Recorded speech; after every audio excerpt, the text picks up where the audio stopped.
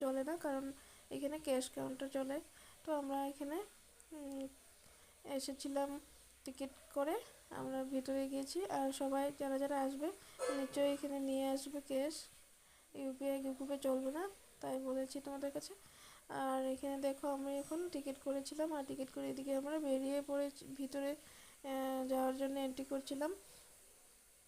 দেখে মনে হচ্ছে যে একদম রাজমহলে এসে পড়েছি, আর খুব সুন্দর।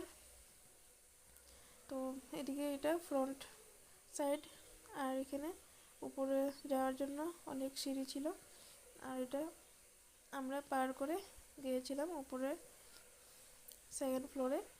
আর এখানে ফিল্ম শুটিং হয়েছিল অনেক বছর আগে, রজনীকান্তের ভিডিও দেখেছিলাম, সেম এই জায়গাতেই সেই ভিডিওটা হয়েছিল। যে সবাই বলে যে এটা রজনীকান্তের ফিল্ম হওয়ার পর থেকে চন্দ্রমুখী রিয়েল প্লেস। তারপর এখানে দেখো লাইটিং করা ছিল, অনেক রকমের লাইটিং, খুব সুন্দর লাগছিল। আর অনেক বছর পুরনো রাজা, তাদের ফটো এখানে লাগিয়েছে। আর সবাইকে চিনতে পারা যাবে না, কারণ অনেক বছর পুরনো যারা যারা রাজা মহারাজা ছিল তাদের ফটো এখানে লাগিয়েছে। আর খুব সুন্দর করে ডেকোরেশন করে রেখেছে নানান রকমের রুমে, যেগুলো রাজা মহারাজা যেভাবে ছিল তাদের কিছু কিছু স্মৃতিগুলো এখনও সেইভাবে রেখেছে।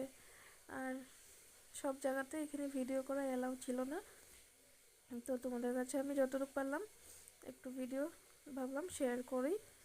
আর এই যে সেই জায়গাটা যেখানে ভিডিও দেখেছিলাম রজনীকান্তের ফিল্ম, তো ওই জায়গাটায় শুটিং হয়েছিল তাদের। আর আজকে তোমাদের কাছে শেয়ার করলাম ভিডিওটা। তোমাদের কেমন লাগলো অবশ্যই কমেন্ট করে জানাবে। আর আমার তো খুব ভালো লেগেছিলো, এনজয় করেছি খুবই। এখানে দেখো ফটো, অনেক ফটো লাগিয়েছে সব রাজা মহারাজার। আর এখানে একটা রুম ছিল, যেখানে এখানেও ছিল অনেক রকমের ফটো। আর লাইটিং দেখো অনেক বছর পুরনো হলো, খুব সুন্দর। আর আমার তো মনে হচ্ছে যে আমি একটা মহল, রাজার মেহেলে এসে পড়েছি, যেমন কি ভিডিও সিরিয়ালে দেখি সেরকমটাই মনে হচ্ছিল।